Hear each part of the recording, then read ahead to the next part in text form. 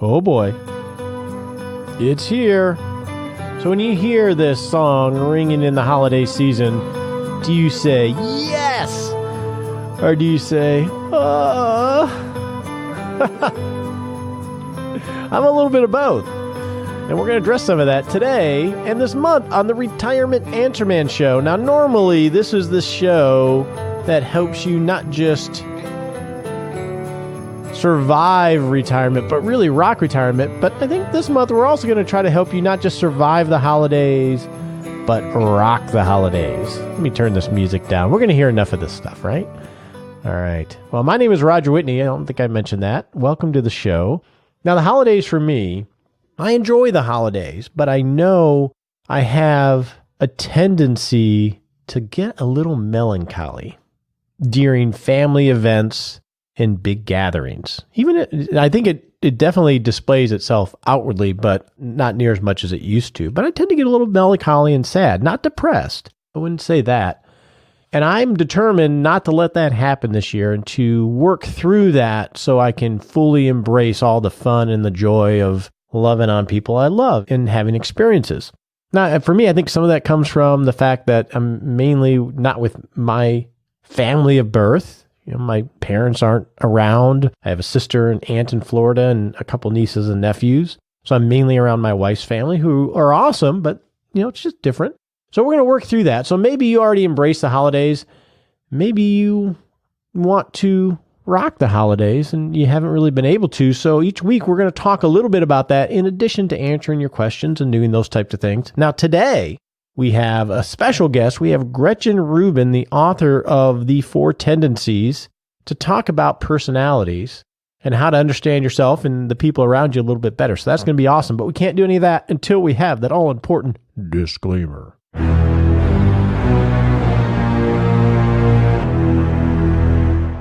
Don't take advice from me. At least on this show, I don't know anything about you. I don't want to give you advice. And you don't know that much about me. I want to give advice to clients. So before you make any decisions, talk to your legal advisor, your tax advisor, or your financial advisor. Because I'm just going to give you some helpful hints and maybe some education, but you got to go figure out how to use it.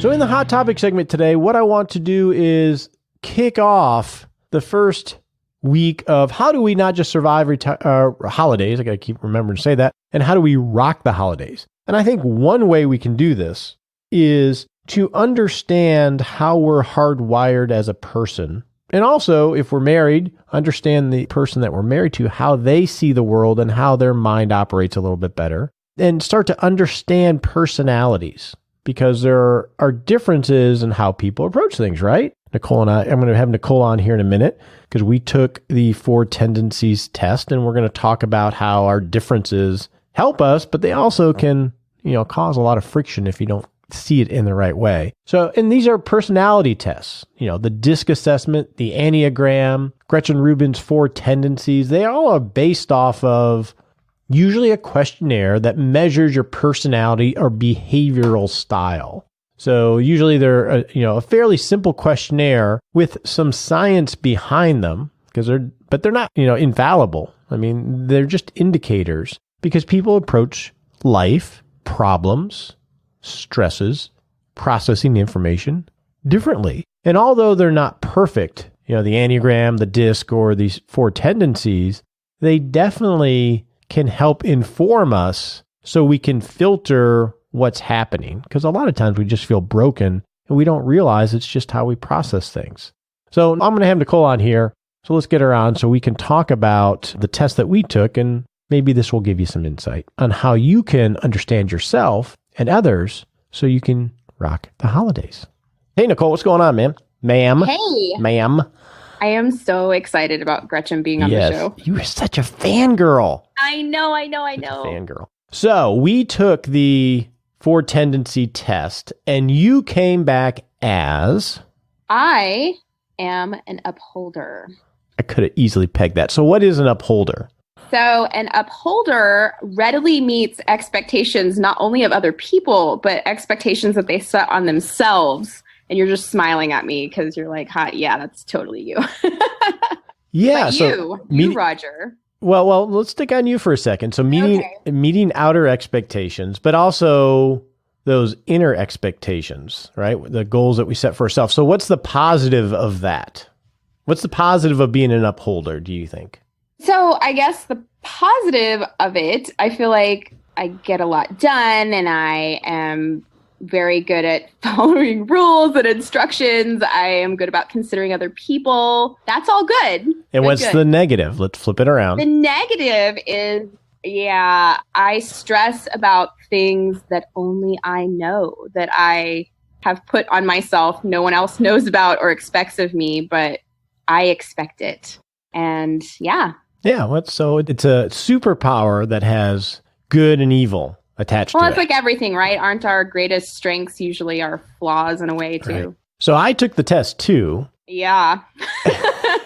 And it is completely opposite of you, right? It's literally... That is why we're a good team, right? Yeah, so I am a rebel. I feel like James Dean. What is good about being a rebel? I need to put candy cigarettes folded up in my shirt sleeve. Yes. So you get a leather jacket. Yes. So a rebel resists outer expectations and resists inner expectations. So let's think about the good of that. What's the positive of that superpower? I think one is that's how you come up with agile retirement management and you think more creatively, right? Right. You think outside the box. Totally. I think I do a lot. I try to. Yeah, you do. And internally, it's funny because I beat myself up a lot. I'm really hard on myself, which doesn't really jive with resist inner expectations. So I imagine these things aren't perfect, but I'm better at that now. It's a continuum, right? Like there's degrees of everything. I am a heck of a lot better at that than I used to be. I mean, 1,000%. So, but the negative of being a rebel is, I'll let you say it. You sign up for lots of, cool new gadgets at work and then we don't follow through with using them. We try. I iterate. There are no negatives. You are a positive all the way. I iterate. That's how I think of it. But yeah, I mean, you can get a little bit of the squirrel mentality, right? You're always going to something new. And so, yes, we complement each other extremely well. But that's, that mix of rebel and upholder in our work relationship, it can work because we complement each other, right? I push you, but you push me in a different way. And, hopefully if you're doing that in a positive way, without the right spirit in my mind, and I'd be interested in your thought on this, without the right spirit and without the little conversations, it can really blow somebody, a team apart. Oh, for sure. And I think that one of the great things is that we know that about each other. And so it's we know how to kind of work within the framework of, like, if I tell you something is fun and exciting, you will be way more likely to do it than if I'm like, hey, we should just do this. Well, and also, too, when you push back on me, I always take everything you say with the right spirit, right? True. Truth with love, and that helps that I understand that, being the upholders where you're coming from. Whereas if I didn't understand that, or if I questioned your intent when you tell me truth with love, it could actually drive a wedge. So you have to have the right spirit in how you receive the message from, you're my work partner, you're my teammate, and it works the same way with your spouse and everything else. So I think these are interesting. Did Shauna take it? I'm curious. She hasn't. She's taken others like the disc, which I've talked about. Mm-hmm. I should get her to take this. In fact, it's not Four Tendencies. I'll talk about that another day. Squirrel! I found another idea. Squirrel! But thanks for coming on. Now I'm going to go talk to Gretchen because you're too shy to. I'm just too intimidated by her awesome.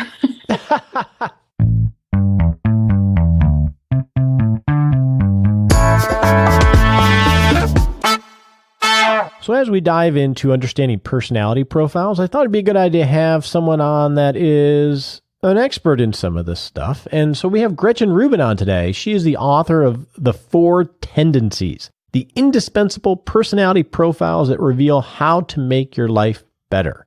And Gretchen has some great insights. So let's hear from Gretchen and talk about these four tendencies. Nichole, whose official title is Awesome Sidekick, is a huge fangirl of you. So. Oh, great. Oh, that's so nice. We'll tell her I say thanks. Yeah. I told her, well, why don't you do the interview? And she got all nervous, so she's not. Oh, well, that's great. We'll tell her I say hi. I give her a big gold star for being such a fan. Yeah, so let's just have a chat about the Four Tendencies. Does that sound good? Great. Perfect. Now, I've done a lot of personality tests, the DISC, Myers-Briggs. How do the Four Tendencies differ from some of the more traditional things we see in corporate America? Well, I love personality frameworks, and I think they all have sort of their own nuance, their own vocabulary. They all pinpoint different aspects of people's nature. So I think they each have their benefits. And so sometimes people want to make them correspond. Like, how does this match up with that? And I think, you have to let each one sort of be its thing. And, the big five tell you something, but they don't tell you everything. And so I think it's good to look at a lot of these different models. Sometimes you see something and it really rings true. And I think that's very helpful. One of the things that it does not correspond to, and I get this a lot, is the Four Tendencies do not correspond to the four houses of Hogwarts. People often suggest that to me. And I'm like, Hermione, Harry, Fred, and George. They're all true Gryffindor. They're definitely not of the same tendency. So that I can affirmatively say does not match up. The others, I think, have their pros and cons. And, I think they should all stand on their own. This is why Nichole loves you, because she's a total big Harry Potter fan. Big Harry Potter fan. So what is your tendency? I'm an upholder, which is a small tendency. It's the second smallest tendency in terms of how many people belong to it. So I'm kind of a fringe personality. Yep. So that is what Nichole is as well, because we were doing these. So what is the most common tendency? Obliger. Obliger. Okay. For both men and women. Yeah. Okay. I guess that makes sense. We can oblige our way to sacrificing our whole life in a lot of ways sometimes. We can, or we can use our obliger tendency to stop us from doing that too. So I am a rebel, which makes sense. And that's one reason why Nichole and I work well together. Well, that's unusual. Actually, usually rebels and upholders don't work well together. Really? No. Really? I would assume. Usually rebels work well with obligers. Almost always, if there's a rebel who's partnered up, either in a kind of a work team or in a romantic partnership, almost always rebels are partnered with obligers. Really? Okay. Yep. Well, I'd stand corrected. Yeah. Well, but I would never say never, but that's the more dominant pattern. Yeah. And I imagine, is it that they complete each other in a way? And they help moderate the, when you have two fairly opposite people working together, or whether it's romantic or in a professional relationship? It's really more that obligers are kind of energized by rebels. They feel a deep affinity with rebels, and obligers feel a lot of external pressure. So they're very excited by the rebel being like, we don't have to do this. Like, we don't have to listen to them. We don't have to do what they say. They're excited about it. Upholders and questioners tend to be less patient with a lot of the ways that rebels approach things. They don't like it. Often it doesn't work well with their own priorities and their own values and their own ways of working. And so it tends to have more conflict. So I think it's more about who can work well with a rebel versus who has more trouble. So typically upholders and rebels are they're opposites. So there tends to be a lot of conflict in sort of like work style and priorities. Now, one way that I've used these types of things is with clients and identifying who they are so I can better customize how I communicate with them in their voice. Yeah. Do you think I should give sort of an explanation of what these are for people who don't know? Why don't you go ahead and do that? Okay. So we're talking about the four tendencies, which is an upholder like me, a questioner, an obliger, or a rebel like you. And this has to do with how a person responds to expectations. And we all face two kinds of expectations: outer expectations like a work deadline, and inner expectations like our own desire to keep a New Year's resolution. So there's four combinations of outer and inner, and that's what gives you the four tendencies. Now, there is a quiz on my site. You can go to quiz.gretchenrubin.com and take this very quick, easy quiz. Like 1.6 million people have taken the quiz, but a lot of times people don't need to take the quiz. They can tell what they are just from a very brief description, which I will give now. So upholders readily meet outer and inner expectations. They meet the work deadline. They keep the New Year's resolution without much fuss. They want to know what people expect from them, but their expectations for themselves are just as important. Then there are questioners. Questioners question all expectations. They'll do something if it meets their standard of making sense. They tend to resist anything arbitrary, inefficient, unjustified. They always want to know why they should do something. And so they're making everything an inner expectation. If it meets their inner standard, they will do it no problem. If it fails their inner standard, they will resist. Then there are obligers, and that is the largest one for both men and women. Obligers readily meet outer expectations, but they struggle to meet inner expectations. And I got my insight into this when a friend said, I don't understand it. When I was in high school, I was on the track team, and I never miss track practice. So why can't I go running now? Well, when she had a team and a coach waiting for her, she had no trouble going. But then when she's just trying to go on her own, she struggles. And then finally, rebels like you. Rebels resist all expectations, outer and inner alike. They want to do what they want to do in their own way, in their own time.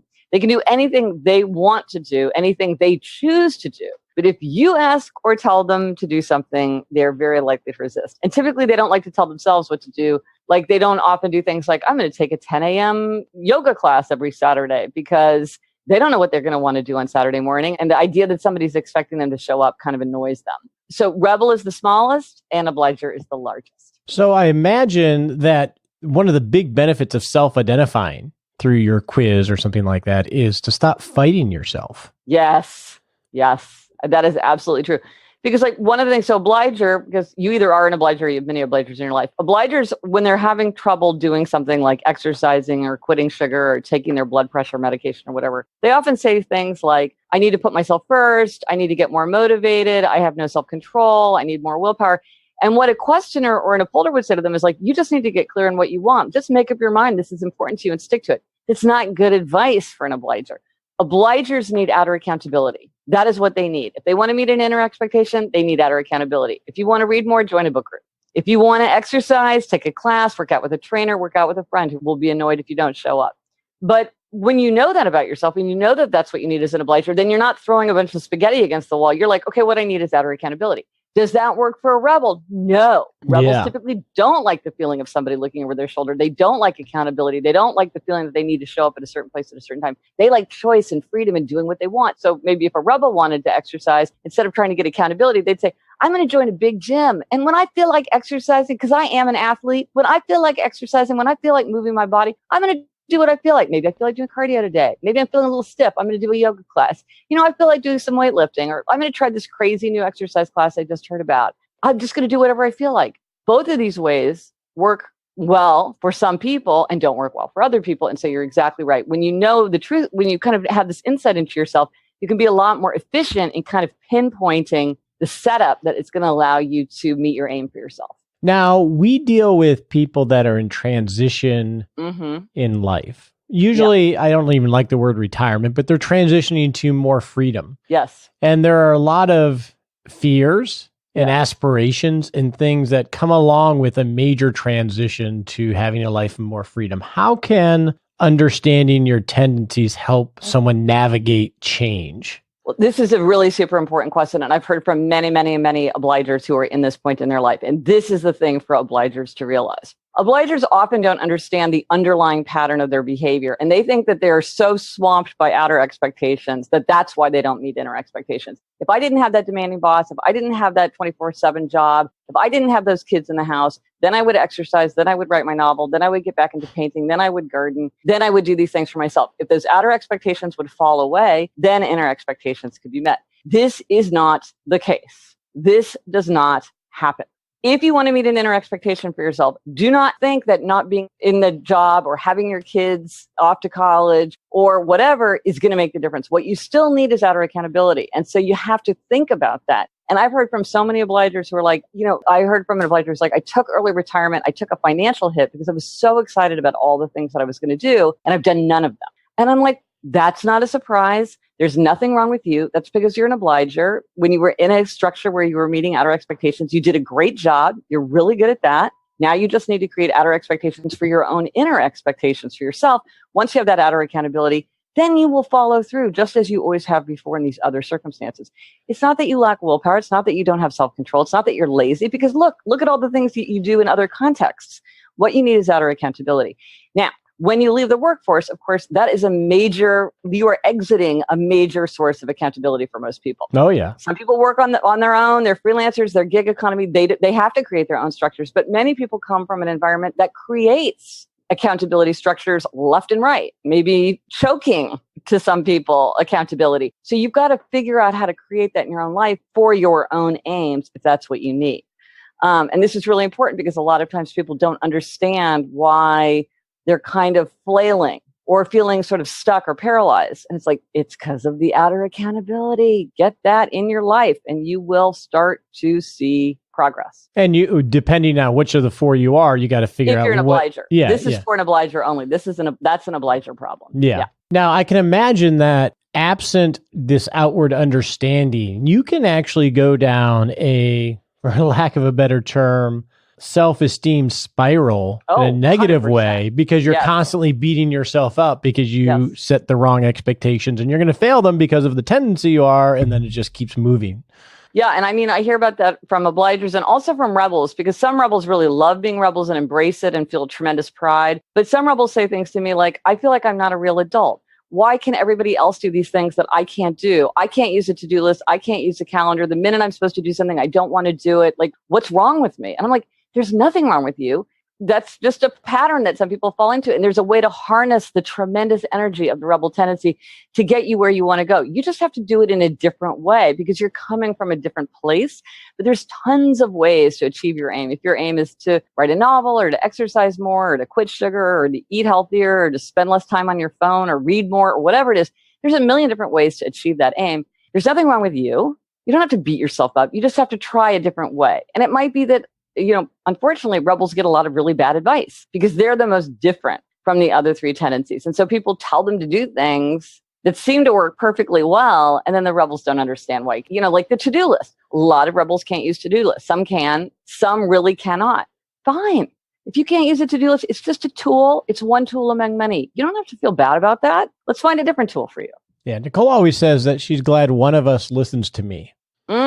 Well, that's funny because the motto of rebels is you can't make me and neither can I.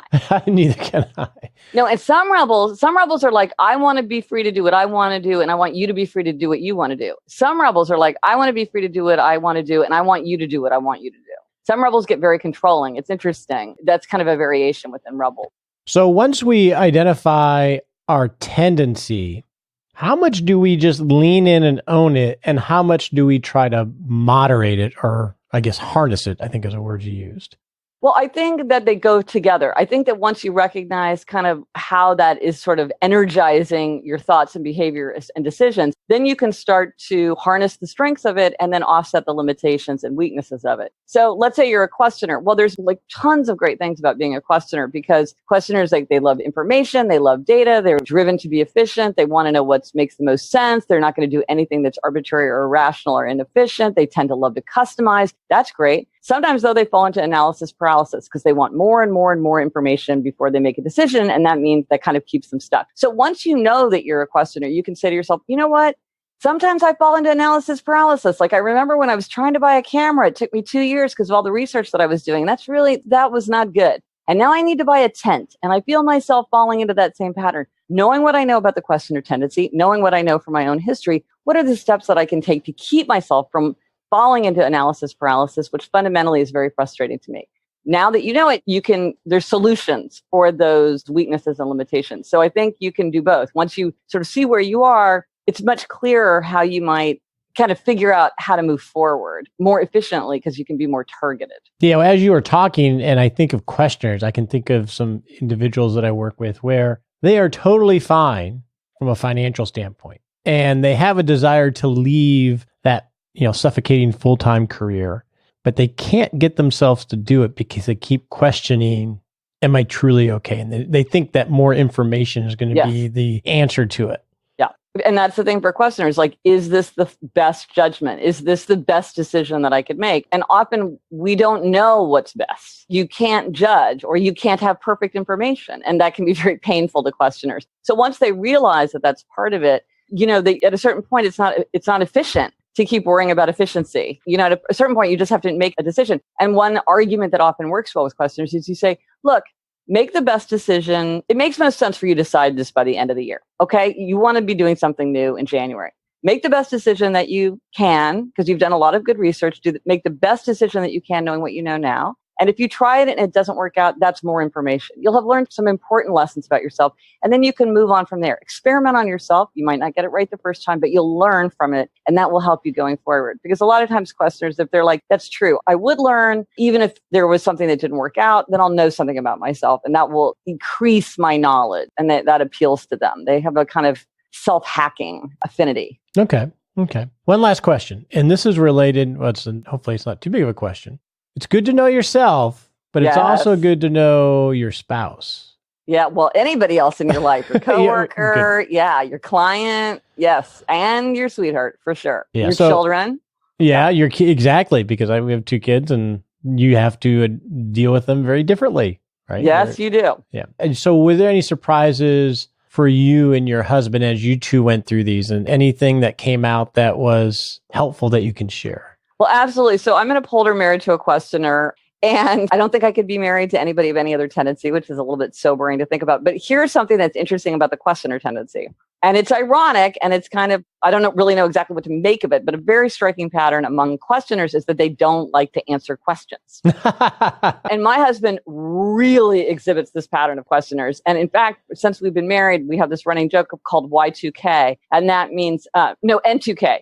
Need to know basis only, because he will tell me things on a need to know basis only. He won't answer like a flat out question. And it used to just drive me crazy. And I'd be like, is he jerking my chain? Does he think it's funny to see me frustrated? Like, why would he be this way? It's just so obnoxious. And it's like, it didn't seem in keeping with the rest of his personality. It was like this weird nagging thing where like, why does he do this? I took it very personally. And then when I realized, hey, he's a questioner, and that this is a very common pattern among questioners, they recognize it in themselves, and many other people see it in them. I'm like, you know what? I don't have to take it personally. It's kind of annoying, but I don't have to feel like it's a reflection on our relationship. He's like this with me. He's like this with everyone.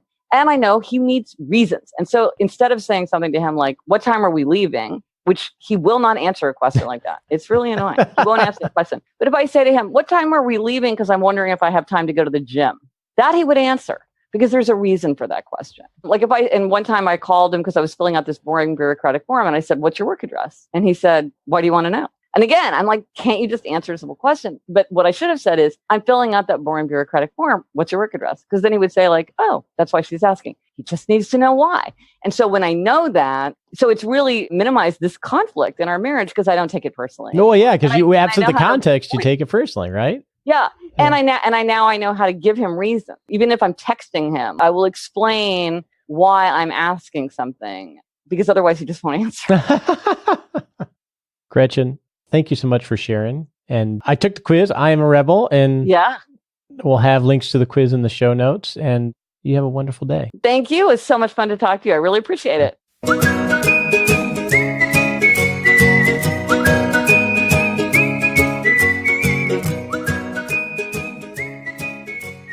Oh, you better watch out. You better not cry. You better not pout. I'm telling you why, because Happy Lab is coming to town. Welcome to the Happy Lab, Nichole. Yes. Yeah, we are serious financial experts.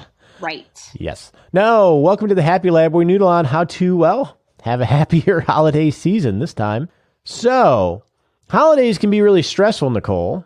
Especially for upholders. Especially for upholders. So what are you going to do to be happy? I know I'm going to have to do some counseling with you throughout this to get you to resist those expectations.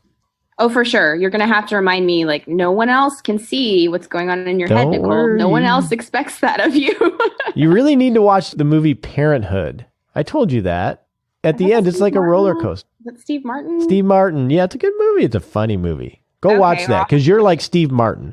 He was an upholder in that movie. Okay. He was totally stressed out about everything in his head. All right, so go watch maybe. So we're committed to rocking the holidays, and I think you should be too. And that's what we're going to talk a little bit about this entire month in the Hot Topic segment and on the Happy Lab. So how are you going to rock the holidays? Since I guess as a rebel, they're not that stressful for you? I get a little sad and withdrawn during holiday functions, which is sort of weird. I'm not sure what's going on there, but I'm committed to getting over that and participating more than observing in family gatherings and things like that. You better participate when we're at medieval times for our company Christmas party. I am totally wearing, we have like the king's table, right? Yeah, we're going to have some kind of special like Queen's booth seating or something. Awesome. Oh, that's going to be awesome. I'll bring my inhaler. The horses. Yes, I'm allergic to horses. Oh, are you sure you're going to be okay? Yeah, I'm going to bring I'm going to come in like a hazmat suit. Nothing says holiday spirit like hazmat suit. Exactly. On your marks, get set.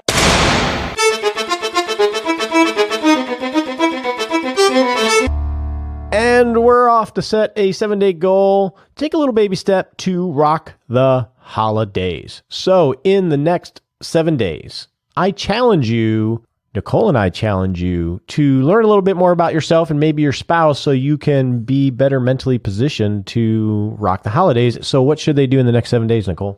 So I'm going to put a link in 6th Shot Saturday for Gretchen Rubin's Four Tendency quiz. And if you're interested in finding out your own tendency, then that will help you out. And here's the cool part. It's free. Yes, right? Free is good. Free is good, especially right before the holiday.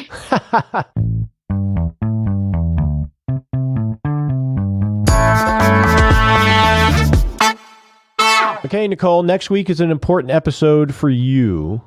What happens next week? Next week, we're talking about things to buy people for Christmas. Oh, does that mean you're going to tell me what you want for Christmas? I know. This isn't my list. It's not about me. But if you're listening, there might be an idea or two in there. All right, good deal. All right, we're going to continue to talk this month about rocking the holidays. Until then, I hope you have an awesome first week of November. Bye. We appreciate you joining us today for this episode of Retirement Answer Man. Be sure to visit rogerwhitney.com/answers to access the Retirement Answer Library with over 30 checklists to help you make the most of the only life you have. Remember, you have more power than you realize to create an amazing life starting today with Retirement Answer Man.